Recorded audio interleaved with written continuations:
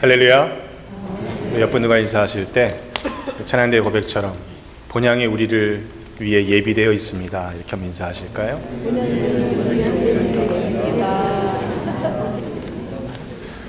우리 함께 갑시다 이렇게 얘기하려고 그러다가 때가 다르니까 하나님께서 예비하신 곳에서 만나게 하실 줄로 믿습니다. 아침 저녁으로 제법 선선한 기온이 붑니다. 플로리다에 살고 있는 우리는 계절의 변화를 느끼기가 쉽지 않지요. 그런데 확실히 가을이 온 것이 느껴집니다. 한국에서는 이번 주 중에 추석 민족의 명절을 맞게 됩니다. 추석을 한가위라고 말하지요. 더도 말고 덜도 말고 한가위만 같아라 라는 말을 하는 것을 보면 풍성한 추수의 계절이기 때문에 그렇게 풍요를 누리면서 축복하는 것이 아닌가 생각이 듭니다. 저야 농사를 지어본 적이 없으니까요. 농부들이 1년 내내 땀을 흘리고 수고하고 애써서 첫 수확을 거두는 기쁨을 상상할 수는 없습니다. 그래서 요즘 현대인들은 이 추수의 기쁨을 잘 못 느끼는 것 같아요. 사시사철 원하는 음식을 시장에 가서 마켓에 가서 언제든지 사 먹을 수 있는 시대가 되었기 때문에 추석을 맞는 마음은 옛날 조상들의 마음과는 같지 않은 것 같습니다. 듣자 하니까 한국에서 이번 추석은 앞뒤를 잘 사용하면 열흘이나 휴가가 되어진다고 얘기를 하더라고요. 명절 때마다 흩어져 있는 가족들이 모여서 음식을 나누고 또 한 상에 둘러앉아서 이런저런 이야기를 나눌 수 있다고 하는 것은 큰 즐거움 중에 하나입니다. 추석하면 생각나는 음식이 있으시죠? 여러 가지가 있겠습니다만 대표적으로는 송편. 제가 어렸을 때 이렇게 어머니와 함께 형제들이 송편을 이렇게 빚으면서 누가 제일 못생기게 만들었는가 이렇게 비교했던 적도 있습니다. 또 어렸을 때는 뒷산에 올라가서 솔잎을 따다가 그렇게 송편 찌는 솥에 넣고 솔 내음이 살살 향긋하게 나는 그런 송편을 쪄 먹었던 기억도 납니다. 반면에 명절은 좋기만 한 건 아닌 것 같아요. 명절 이후에 후유증이 있죠. 대표적으로는 원하지 않지만 너무 많이 먹어 생기는 뱃살도 그 후유증 중에 하나입니다. 또 다른 후유증 중에 하나는 가족들이 너무 오랜만에 만나서 좋기는 한데 헤어질 때쯤 되면 서로 다름 때문에 불편한 마음이 생기는 경우들도 실은 있는 것을 보지요. 그렇게 싸우자고 만난 것은 아닐 텐데 결국에는 티격태격 하다가 다투는 경우들도 적지 않게 발생합니다. 같은 부모에서 태어난 한 형제 자매이지만 한 부모를 두고 있다고 해서 모두가 다 사이좋고 또 서로 사랑하고 항상 이해하며 화목하게 지내는 것은 그렇게 쉬운 일은 아니다라는 사실을 깨닫게 됩니다. 하물며 이렇게 서로 다른 우리가 주님의 몸된 교회, 한 교회를 이룬다고 하는 것은 어떻겠습니까? 그래서 제가 자주 교회는 신비다, 기적이다 이렇게 말씀을 드리는 것입니다. 오늘 본문에서 먹고 마시는 것으로 인해서 고린도 교회에 갈등이 일어나고 있는 것을 보게 됩니다. 읽지 않았습니다만 11장 전체의 전반부의 말씀이 그런 이야기로 전해져 옵니다. 엄밀하게 말하면 먹는 것으로 일어난 문제라기보다는 서로 그 고린도 교회가 갈라져 있었잖아요. 네 편, 내 편 갈라져 있었기 때문에 그 파당 간의 분쟁이 심지어는 먹는 문제까지 이어지고 있는 것을 보게 됩니다. 교회 안에 각각 자기의 만찬을 가져다가 먼저 먹는 사람들이 생겨났습니다. 자기가 가져온 음식이니까 자기가 먼저 먹는데 누가 뭐라고 그럴 수 있겠어요? 그런데 각각이라고 그랬어요. 끼리끼리 모였다는 이야기입니다. 문제는 자기가 먹을 음식을 준비해 오지 못한 사람들이 배가 고픈 상황에 놓였다는 것이죠. 그런데 그들이 음식을 준비하지 못한 것은 준비성이 없어서가 아니라 실은 빈궁했기 때문이라고 성경은 이야기합니다. 뿐만 아니라 심지어 술에 취하는 사람들까지 생겨났습니다. 이에 사도 바울은 엄한 어조로 교회를 향해 꾸짖는 것입니다. 너희의 모임이 유익이 되지 못하고 도리어 해롭다고까지 말하고 있습니다. 그런 상태로는 주의 만찬을 먹을 수가 없다라고 말씀하고 있는 것입니다. 고린도전서 11장 22절의 말씀에 보면 너희가 먹고 마실 집이 없느냐? 너희가 하나님의 교회를 업신여기고 빈궁한 자들을 부끄럽게 하느냐? 내가 너희에게 무슨 말을 하랴? 너희를 칭찬하랴? 이것으로 칭찬하지 않노라. 오히려 꾸짖고 있습니다. 그러면서 내가 너희에게 전한 것은 주께 받은 것이니 성찬식에 대해서 다시금 가르치고 있는 것이죠. 오늘 읽으신 말씀입니다. 곧 주 예수께서 잡히시던 밤에 떡을 가지사 축사하시고 떼어 제자들에게 주며 말씀하시기를 이것은 너희를 위하는 내 몸이니 이것을 행하여 나를 기념하라 하셨습니다. 또 식후에 이와 같이 잔을 가지시고 말씀하시기를 이 잔은 내 피로 세운 새 언약이니 이 잔을 행하여 마실 때마다 나를 기념하라 하셨습니다. 너희가 이 떡을 먹으며 이 잔을 마실 때마다 주의 죽으심을 그가 오실 때까지 전하는 것이니라 이렇게 말씀합니다.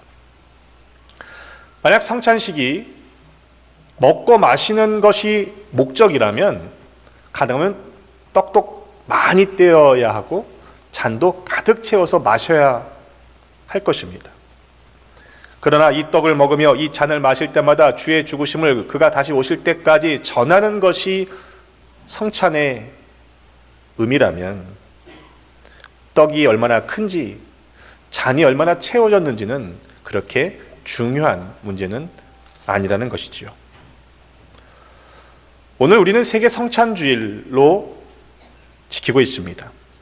1940년에 시작된 온 세계가 오늘 10월 첫째 주를 성찬주일로 지켜서 우리 모두가 예수 안에서 하나라는 사실을 다시금 기억하고 또한 축복하는 주일입니다. 우리 교회는 매월 첫째 주일마다 성찬식을 거행합니다마는 세계의 모든 교회가 10월 첫째 주를 세계 성찬주일로 지키는 것이죠. 특별히 연합감리교회는 이 주일에 드려진 헌금 중에서 미국 내에 있는 소수 인종 학생들과 외국계 유학생들을 위한 대학생들을 위한 특별 헌금으로 그렇게 드리는 그런 전통을 가지고 있습니다. 오늘 로비에 보시면 여러 가지가 좀 복잡하긴 한데 우리 연합감리교회에서 발행하는 섬기는 사람들이라는 뉴스페이퍼 가운데 우리 성찬에 대한 좀 더 자세한 설명이 마침 실려졌기에 여러분들 관심 있으신 분들은 가지고 가셔서 조금 더 참조하시면 좋겠습니다. 연합감리교회는 성찬에 대한 공식 문서를 가지고 있는데 이 신비에 대하여라는 문서입니다. 그것에 따르면 주의 성찬은 예수 그리스도가 초대하시는 분임과 또한 그리스도의 초대에 우리가 참여한다는 것을 되새기는 것이다. 또 우리로 하여금 거룩하신 하나님께 초점을 맞추게 하고 하나님과 또한 다른 사람들과의 관계, 그 거룩한 관계로 초대하는 것을 의미한다. 이렇게 말씀하고 있습니다. 성만찬을 가리키는 단어 가운데는 유카리스트라라는 말을 쓰는데 감사 예식이다라는 뜻입니다. 성찬은 예수 그리스도의 구원의 은혜를 기념하며 감사하는 거룩한 예식이기 때문입니다. 또는 Holy Communion이라는 단어를 쓰죠. 이것을 좀 의역하면 Holy, 거룩하게, Come and Union, 와서 하나가 되자. 주님과 하나가 되고 또 우리가 주 안에서 하나가 됨을 확인하는 거룩한 예식인 것입니다. 그러나 무엇보다 중요한 것은 성찬을 통해서 주님을 기념하는 것입니다. 주님께서 우리를 위해 살이 찢기시고 또 피를 흘리신 그 살과 피를 먹고 마심으로 예수 그리스도의 죽으심과 또한 부활을 기념하는 이 거룩한 성찬에 참여하는 의미를 갖는 것이지요. 우리 기독교는 성례를 두 가지만 인정합니다. 세례와 성찬식. 예수님이 직접 제정하신 성찬식과 또 친히 받으신 세례를 받으셨던 그것 때문에 이 두 가지를 성례로 인정합니다. 때문에 안수받은 목사들만이 성례를 집례하는 전통을 가지고 있습니다. 반면에 천주교회는 아직까지도 7개의 성사라고 해서 태어나면서부터 죽는 것까지 그 모든 7개의 중요한 모멘트마다 그것을 성사로 인정하고 있습니다. 목회를 하다 보니까 성찬식에 대한 여러 가지 말씀들을 또 듣게 되는 일들이 종종 있습니다. 왜냐하면 우리가 자라온 신앙적인 배경과 지식과 경험들이 서로 다르기 때문에 그래요. 그러나 그 모든 다름에도 불구하고 꼭 필수적으로 들어가야 하는 요소는 성찬 제정과 성찬 분급입니다. 성찬 제정이라고 하는 것은 우리가 먹고 마시는 떡과 포도주가 예수님께서 정하신 것이라는 사실을 다시금 확인하는 것이고요. 떡을 떼는 것은 우리를 구원하시기 위해 예수님께서 몸을 찢으셨고 또한 피를 흘리셨다는 사실을 떡과 포도주를 통해 상징하는 것을 확인하는 것입니다. 때문에 성찬을 제정했다라는 그 시점을 중심으로 성찬 제정 이전과 성찬 제정 이후의 떡과 포도주는 다른 의미를 갖습니다. 아무리 성례위원들이 정성으로 성례를 위한 떡과 포도주를 준비했지만 성찬을 제정하기 전의 떡과 포도주는 주님의 살과 피로 아직 여겨지지 않습니다. 그래서 성찬 제정이 중요한 것이지요. 그런데 천주교의 경우에는 이 성찬을 제정하고 나면 실제로 그 떡과 포도주가 예수님의 진짜 살과 진짜 피로 바뀐다, 변화된다라는 화채설을 믿고 있습니다. 1551년 트리엔트 공의회에서 교의로 결정한 내용인데 지금도 있고 있는 것으로 알고 있습니다. 그래서 진짜 예수님의 살과 피로 변했잖아요. 그러니까 이걸 성도들이 함부로 대하면 안 되니까 어떤 경우에는 사제들이 직접 그 떡을 포도주에 찍어서 성도들이 입을 벌리고 있으면 그냥 넣어주는 그런 것들도 지금도 행하고 있습니다.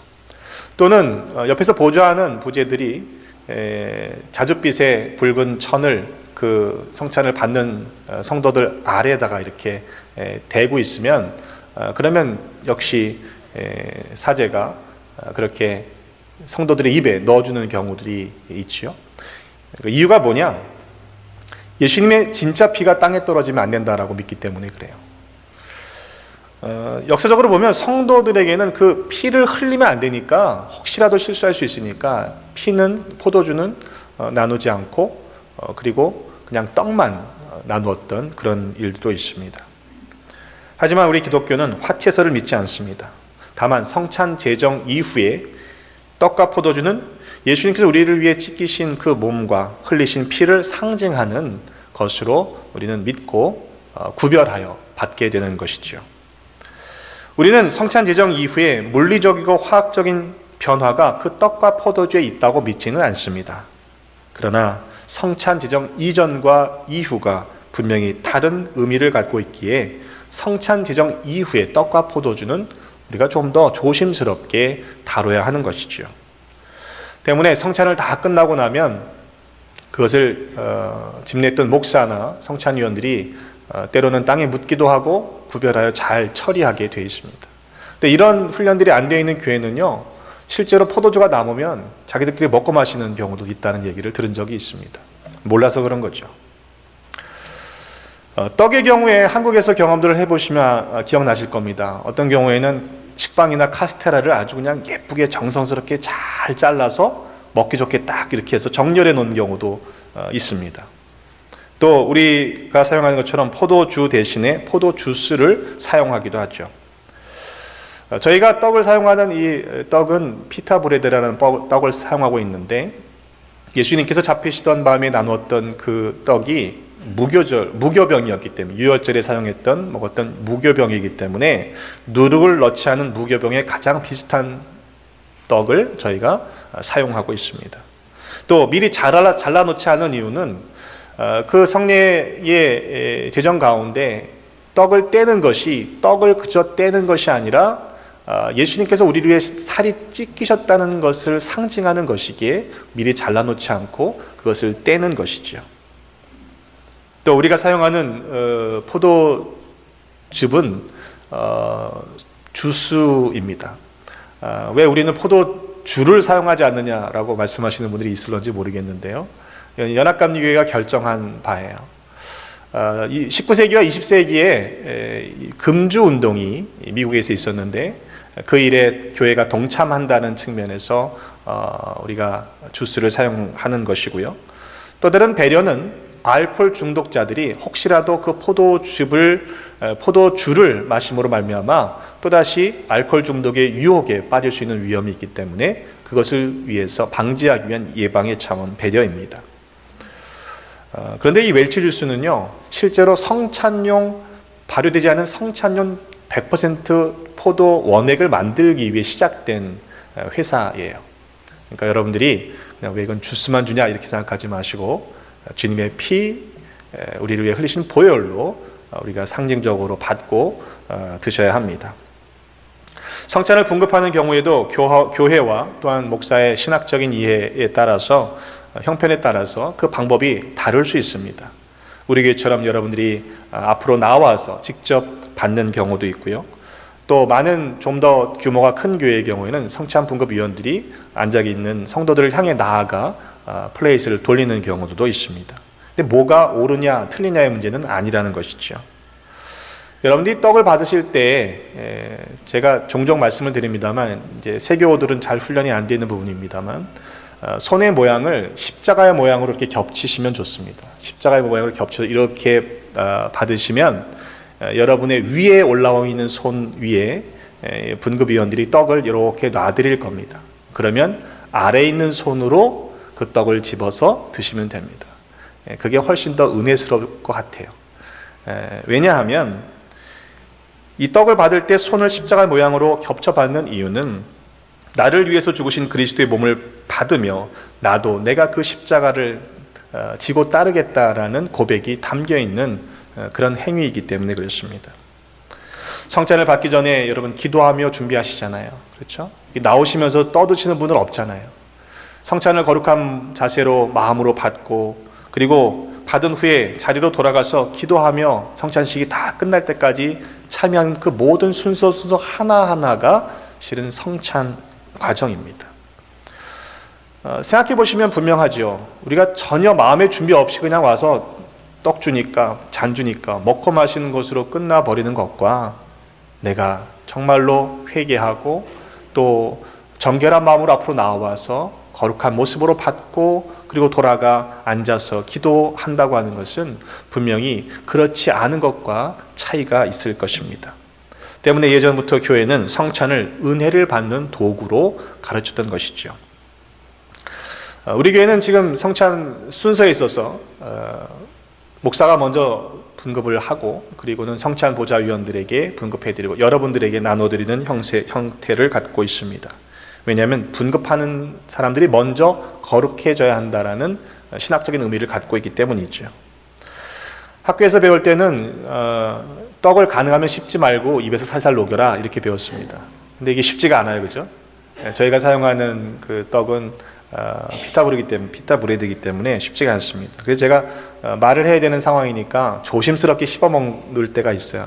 그러면 어떤 분들이 보셨나 봐요. 어떻게 목사가 주님의 살을 씹어 먹냐 이렇게 하시는 분도 있나 본데 예수님께서 제자들과 마지막 만찬을 하실 때 떡을 떼어주시고 제자들이 입에서 살살 녹여 먹였느냐에 대한 질문에 대해서 대답을 생각해 보시면 충분한 대답이 될 거라고 생각이 듭니다. 이렇게 장황하게 말씀드리는 이유는 뭐냐면요. 진짜 중요한 게 뭐냐는 거예요. 우리가 경험했던 형식, 내 기준이 그것에 머물러 있으면 안 된다는 것이죠. 이를 행하여 주님의 죽으심을 기념하는 것입니다. 우리를 위해 예수 그리스도의 당신의 살을 찢김을 당하셨잖아요. 피를 흘리셨잖아요. 십자가의 구속의 사건을 기념하는 것이 성찬의 본질이라는 것입니다. 오늘 말씀에도 보면 사도 바울은 이렇게 말합니다. 너희가 이 떡을 먹으며 이 잔을 마실 때마다 주의 죽으심을 그가 오실 때까지 전하는 것이니라. 그것이 기념하는 것이라는 거예요. 이 기념이라는 것은요, 영어 성경의 번역이 정확하게 분명하지 않습니다만 혼자서 기억하는 것으로 끝나서는 안 되는 것입니다. 그것을 전하는 사명이 있다는 것이에요. 그것이 기념하는 것이라는 말씀입니다. 이어지는 말씀에 보면 또 바울이 말하기를 그러므로 누구든지 주의 떡이나 잔을 합당하지 않게 먹고 마시는 자는 주의 몸과 피에 대하여 죄를 짓는 것이라고 말씀했습니다.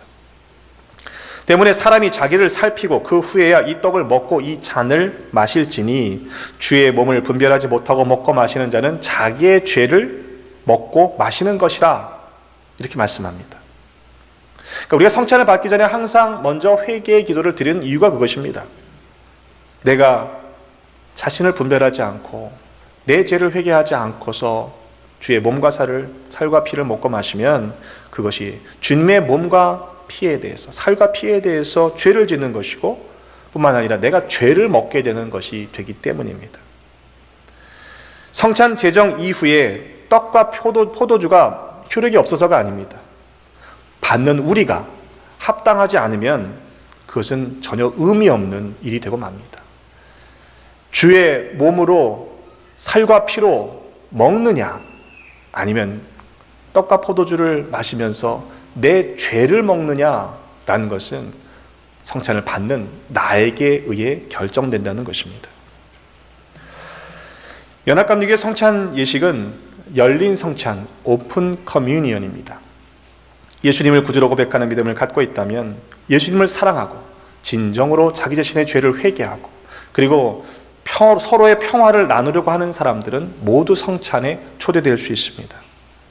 나이나 어떤 신앙적인 교단의 배경을 갖고 있는지 차이에 따라 제한되지 않는 것이 열린 성찬입니다.